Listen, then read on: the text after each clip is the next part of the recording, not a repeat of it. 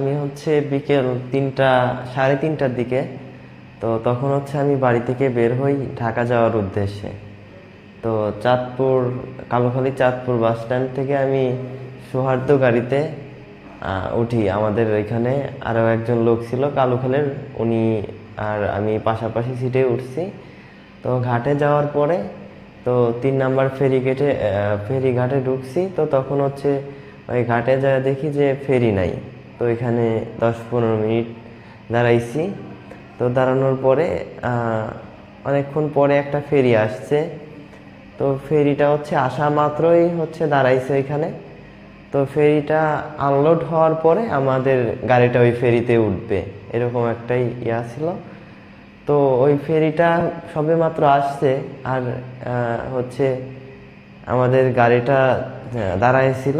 তো হঠাৎ করে গাড়িটা ছুটে হয়তো বা ড্রাইভার এর কারণে ব্রেক ফেল হয়ে সরাসরি নদীতে পড়ে যায়। তো আমি হচ্ছে মাঝামাঝি সিটে বসছিলাম। তো পড়া মাত্রই হচ্ছে গাড়িটা এত দ্রুত পানির নিচে চলে যায়। তো আমি অনেক ছুটাছুটি করছি, আমি জানালার পাশে বসছিলাম না। তো আমার পাশে বসছিল উনি জানালার পাশে। তো আমি বেরোনোর জন্য অনেক চেষ্টা করছি যে জানালা কোথায় আমি খুঁজি। তো গাড়িটা যখন উল্টে যায় তখন হচ্ছে আমি যে সিটে ছিলাম, তো ওই সিট থেকে সিটকে গিয়ে আমি অন্য এক জায়গায় চলে যাই আর কি। তো অন্য এক জায়গায় যাওয়ার পরে আমি অনেক খোঁজাখুঁজি করছি যে আমি জানালা পাবো কই, আমি বের হব। তো অনেক চেষ্টা করার পরেও আমি হচ্ছে আমার 2টা সিট আমার 2 পাশ থেকে আটকে রাখছি আর কি, আটকে গেছি আর কি সিটের সঙ্গে। কোনোভাবে আমি বেরোতে পারতেছি না। তো আমি আমার বেঁচে থাকার আশা আমি ছেড়ে দিচ্ছি যে আমি হয়তো আর বেরোতে পারবো না।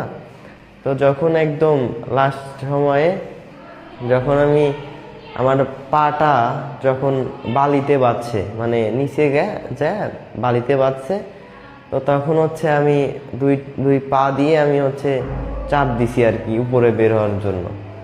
তো আমি 2 পা দিয়ে চাপ দেওয়ার পরে হচ্ছে উপরে উঠতে উঠতে আমার অনেকক্ষণ সময় লাগলো, অনেক গভীর। তো অনেকক্ষণ সময় লাগলো, উপরে উঠে দেখি আমার আগে হয়তো বা 4 থেকে 5 জন মানুষ উঠছে, আর আমি সবার পরে উঠছি এখানে। তো আমার আগে হচ্ছে 4 থেকে 5 জন উঠছে। তো তাছাড়া সব গাড়ির মধ্যেই আছে, কেউ আর উঠতে পারে নাই। আর আমার পাশে একজন ভাসে ছিল এক মহিলা। তো আমি ওঠার পরে হচ্ছে অনেক লোকে বলতেছে যে ওনারা একটু ধরো, উনি অসুস্থ আছে বা